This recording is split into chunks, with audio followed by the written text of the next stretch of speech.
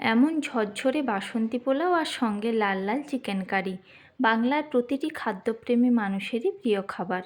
নমস্কার বন্ধুরা, আমি অপর্ণা। আমার চ্যানেল অপর্ণাজ ফুড ডায়েরিতে আপনাদের প্রত্যেককে স্বাগত জানাই। আজ আমি বানাচ্ছি বাসন্তী পোলাও ও চিকেন কারি। প্রথমে চিকেন কারি দিয়ে শুরু করি। চিকেনগুলি আমি আগেই লবণ ও ভিনিগার জলে ভালো করে ধুয়ে রেখেছি। এখানে আমি 700 গ্রামের মতো চিকেন নিয়েছি। এখন চিকেনের মধ্যে 2 চামচ ধনে গুঁড়ো, 1 চামচ জিরে গুঁড়ো, 1 চামচ করে কাশ্মীরি লঙ্কা গুঁড়ো, হলুদ গুঁড়ো, ঝালের জন্য লঙ্কা গুঁড়ো, স্বাদ মতো লবণ, রসুন বাটা, আদা বাটা, গরম মশলা বাটা ও অল্প একটু সরিষার তেল নিয়ে ভালো করে মেখে নিচ্ছি। এরপর চিকেনটি ঢাকা দিয়ে ম্যারিনেটের জন্য রেখে দেব ঘণ্টাখানেকের মতো। এখন বাসন্তী পোলাওয়ের জন্য আমি একটি নির্দিষ্ট কাপে 1.5 কাপ পরিমাণ গোবিন্দভোগ চাল নিয়েছি। এখন চালগুলি জল দিয়ে ধুয়ে একটি থালাতে চালগুলি ছেঁকে তুলে নেব।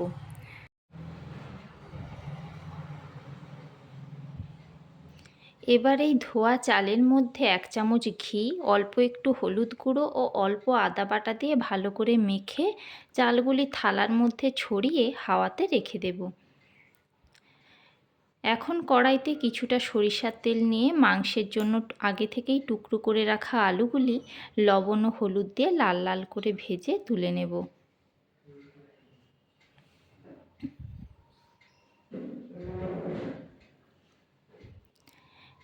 এবার ওই তেলে তেজপাতা, শুকনো লঙ্কা, গোলমরিচ, গোটা গরম মশলা ও গোটা জিরে ফোড়ন দিয়ে দিচ্ছি।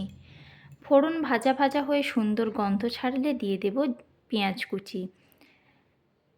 পেঁয়াজ অল্প ভাজা হলে দিচ্ছি একটু লবণ। পেঁয়াজ এরকম ভাজা ভাজা হয়ে গেলে দিচ্ছি 2 চামচ থেঁতো করা রসুন। রসুনের কাঁচা গন্ধ চলে গেলে দিচ্ছি আদা বাটা 1 চামচের মতো। আদা থেকে কাঁচা গন্ধ চলে গেলে দিচ্ছি একটি টমেটো কুচি। টমেটো গলতে শুরু হলে দিচ্ছি ঝালের জন্য লঙ্কা গুঁড়ো ও প্রয়োজন মতো হলুদ গুঁড়ো। মশলা যাতে পুড়ে না যায় তার জন্য অল্প একটু গরম জল দিয়ে ভালো করে কষাতে থাকবো লো টু মিডিয়াম ফ্লেমে। মশলা থেকে তেল ছাড়লে অর্থাৎ মশলা কষানো হয়ে গেলে দিচ্ছি ম্যারিনেট করে রাখা চিকেন। এখন মশলার সাথে চিকেন ভালো করে মিশিয়ে ঢাকা দিয়ে হতে দেব।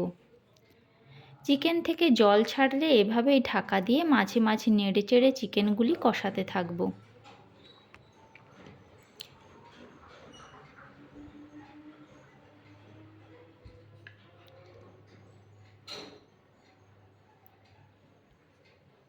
দেখুন চিকেনগুলি কষানো হয়ে গেছে আর খুব সুন্দর একটি কালারও চলে এসেছে।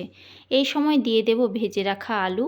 চিকেনে একটু লবণ কম থাকার জন্য এখন আমি একটু লবণও অ্যাড করে দিচ্ছি। আবার সব কিছু ভালো করে মিশিয়ে ঢাকা দিয়ে আরও কিছুক্ষণ কষিয়ে দিয়ে দেব প্রয়োজন মতো জল ও 2 চামচ গরম মশলা বাটা। এখন ঢাকনা দিয়ে কিছুক্ষণ ফুটিয়ে নিলেই তৈরি আজকের চিকেন কারি।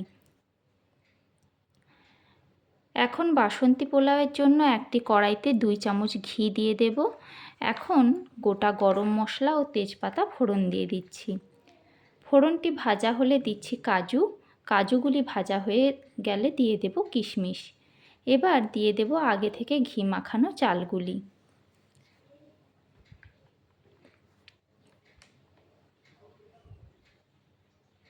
এখন চালগুলি ভালো করে ভেজে নেব।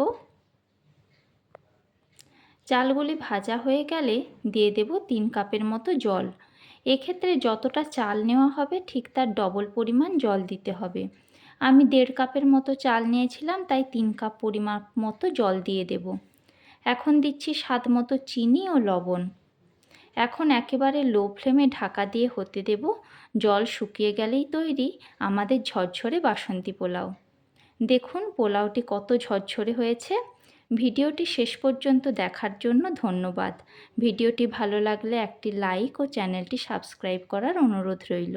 দেখা হচ্ছে পরের ভিডিওতে।